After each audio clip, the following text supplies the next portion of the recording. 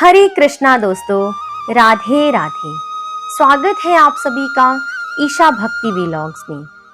आप सबने ये तो सुना होगा कि अजगर करे न चाकरी, पंछी करे न काम, दास मलूका कह गए सबके दाता राम। ये ऐसे ही नहीं बोला गया, ये जिन्होंने बोला है आज उनका प्रसंग आपको सुनाते हैं। सेठ मलूक व्यापारी थे, भगवान में कम विश्वास था। बताते हैं कि बचपन में बड़े संस्कारी थे, लेकिन जैसे जैसे उम्र बढ़ी सिर्फ व्यापार, धन दौलत यही दिखाई देता था।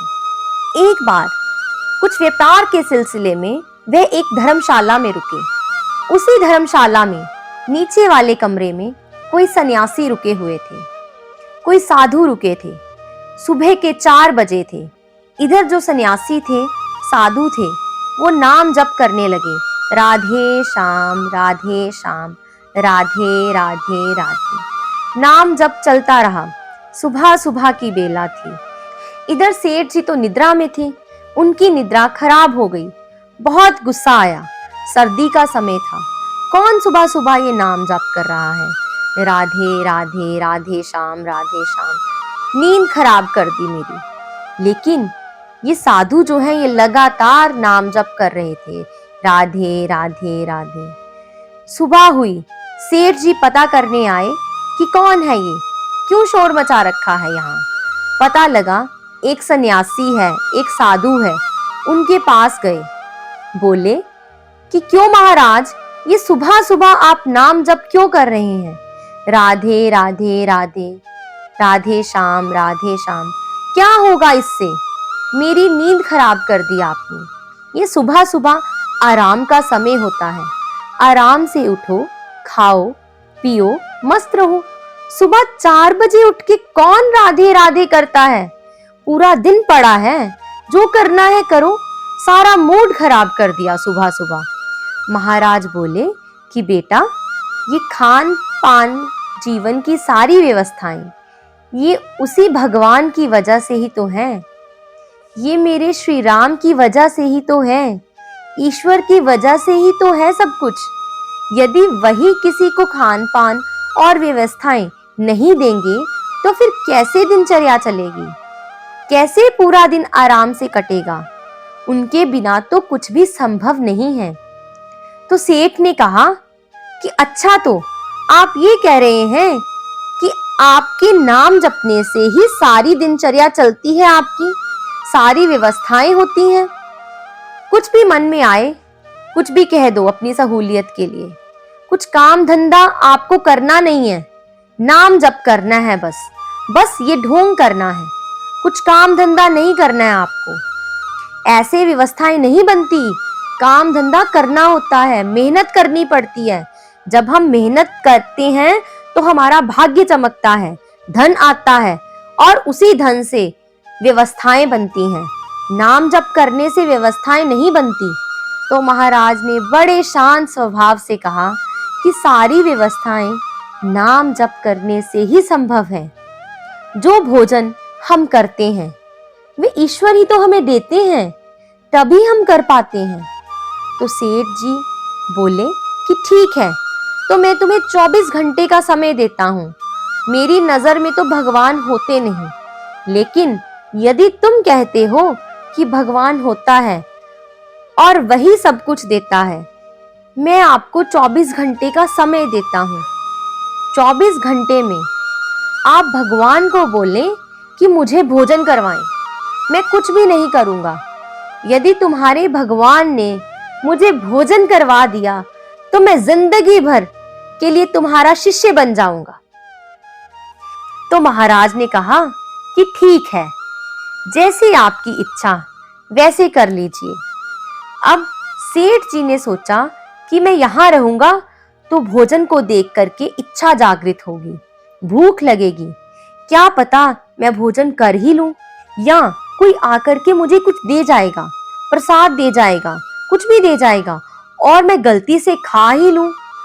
तो मैं एकांत में चला जाता हूं। एकांत में जाऊंगा जहां कोई भोजन ना दे पाए और 24 घंटे बाद मिलता हूं और फिर बताता हूं। इधर महाराज जो हैं अपने ईश्वर को याद कर रहे हैं, कह रहे हैं, हे प्रभु इसे सद्बुद्धि दे, इसे समझाएं प्रभु कि सबका दाता तू ही है, तू ही सबको देता है। मुझे इसको अपना शिष्य नहीं बनाना प्रभु, मुझे तो आपकी शरण में रहना है। ये साधु प्रार्थना कर रहे हैं भगवान से। इधर जो सेठ जी हैं वो जंगल में चले गए हैं। वहां से थोड़ा सा दूर एक पेड़ पर जाकर के बैठ जाते हैं और सोचते हैं कि यहाँ बैठा रहूंगा। अब यहाँ कहाँ से खाना आएगा, कौन खाना खिलाएगा? कल जब पूरे 24 घंटे बीत जाएंगे तब जाऊंगा और फिर बताऊंगा कि देखो कुछ नहीं दिया तुम्हारे भगवान ने, अब बन जाओ शिष्य। इधर ये पेड़ पर बैठे हुए हैं। थोड़ी देर बाद क्या देखते हैं, कुछ बंजारे आए। उन बंजारों ने वहां पर अपना भोजन तैयार करना शुरू किया। थोड़ी देर के लिए विश्राम करने के लिए रुके थे। बंजारे तो आपको पता है ऐसे ही होते हैं, कभी कहीं कभी कहीं। तो उस पेड़ के नीचे वे अपना भोजन तैयार करने लगे और भोजन तैयार होने लगा। इधर ये सेठ बैठे हुए हैं। उन्होंने कहा कि कुछ भी हो जाए नीचे नहीं उतरूंगा, कितनी भी अच्छी खुशबू आए भोजन नहीं करूंगा, और जब मैं भोजन ही नहीं करना चाहूंगा तो मुझे कौन करवा सकता है। बस कल सुबह तक की तो बात है, कल 24 घंटे बीत जाएंगे और मैं वापस चला जाऊंगा, पर मैं भोजन नहीं करूंगा। इधर बंजारों का भोजन तैयार हुआ और दूर से आवाज आई कि जैसे बहुत सारे घोड़े आ रहे हों। पुराना जमाना था, डाकू इस तरह ही आते थे उस टाइम पे। बंजारों ने सोचा कि डकैत आ गए हैं, डाकू आ गए हैं। वो अपना सामान उठा करके भाग गए। भोजन वहीं रह गया। पीछे से डकैत आ गए, बहुत सारे घोड़े आ गए। डकैतों ने देखा कि यहाँ तो भोजन तैयार रखा हुआ है।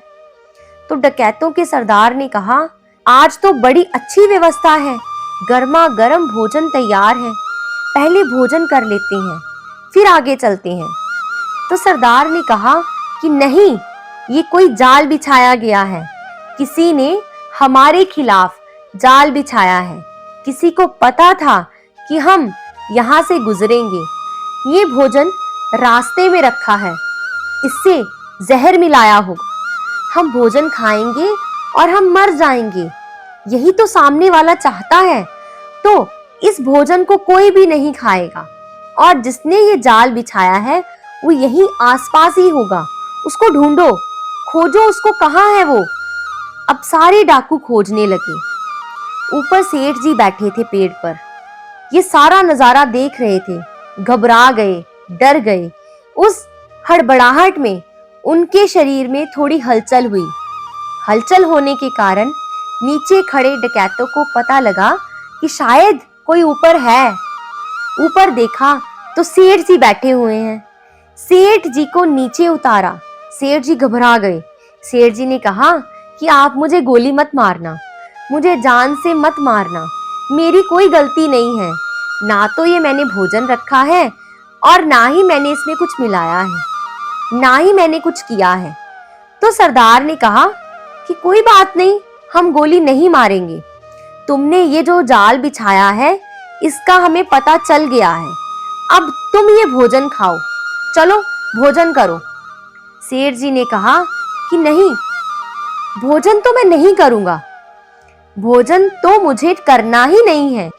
तो सरदार ने कहा कि देखा, मैंने कहा था इसमें जहर मिलाया हुआ है, इसी व्यक्ति ने जहर मिलाया है, इसीलिए ये भोजन नहीं खा रहा। अब तो भोजन इसे खाना ही पड़ेगा। तो सेठ जी ने कहा कि मैं भोजन नहीं खाऊंगा, मैंने कसम खाई है, मैं भोजन नहीं खाऊंगा, मुझे भोजन नहीं करना है। तो सरदार ने कहा, तुम भोजन क्यों नहीं करोगे? तुम्हें तो भोजन करवाया जाएगा। इसके हाथ पैर बांधो, इसे भोजन करवाओ। भोजन में विष मिलाता है, हमारे खिलाफ जाल फैलाता है, ये हमें पकड़ना चाहता है। आज इसकी सारी अकड़ निकालेंगे। और बाकी डाकू सेठ के हाथ पैर पकड़ते हैं और उसे जबरदस्ती भोजन खिलाते हैं। जब भोजन खा लिया जाता है और सेठ जी को कुछ नहीं होता तो डाकुओं का सरदार बोलता है कि इसे तो कुछ भी नहीं हुआ।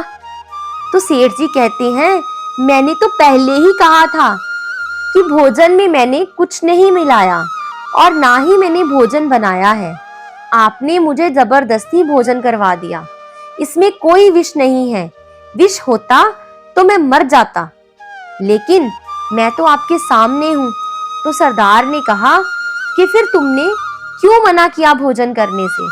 तुमने क्यों कहा कि मैं भोजन नहीं करूंगा?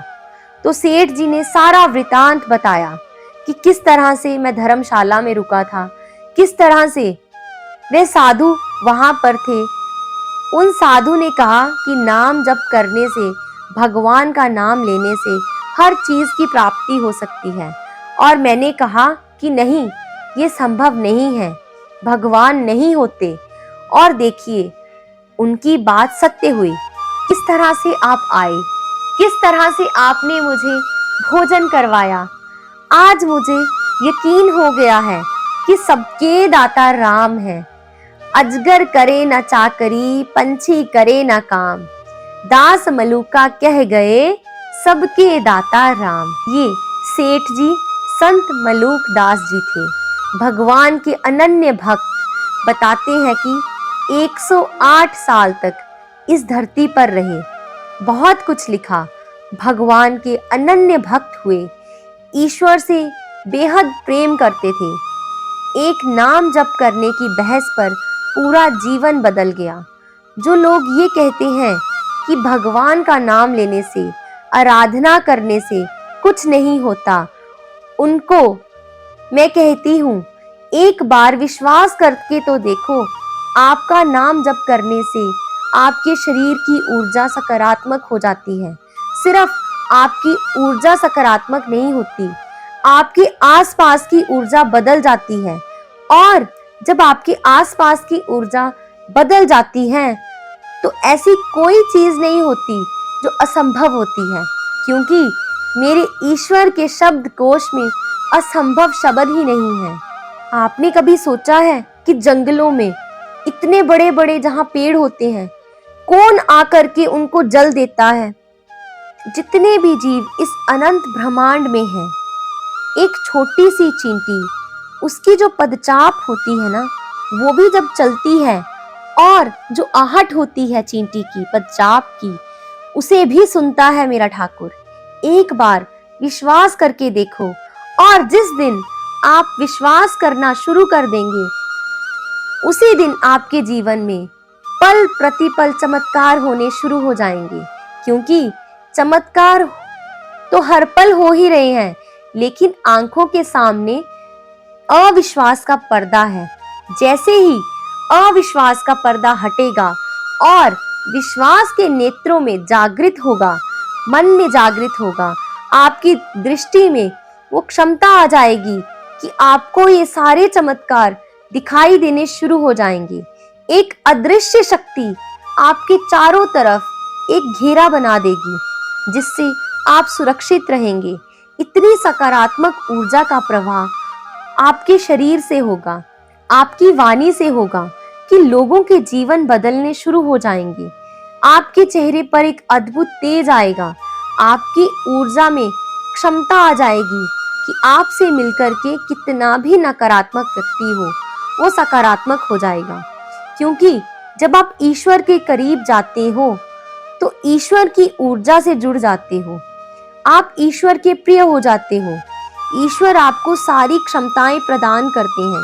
इसीलिए एक बार विश्वास करके देखिए, फिर देखिए हर पल चमत्कार होंगे। इसीलिए हमेशा कहते हैं, अपने विश्वास को मजबूत रखिए। राधे राधे। जय श्री कृष्णा। दोस्तों, इस कथा को लाइक करें, शेयर करें और ऐसी और कथाओं को सुनने के लिए हमारे इस चैनल को सब्सक्राइब करें। और अगर आपको ये कथा अच्छी लगी हो तो कमेंट में राधे राधे, हरे कृष्णा लिखना ना भूलें। राधे राधे, राधे राधे, राधे राधे।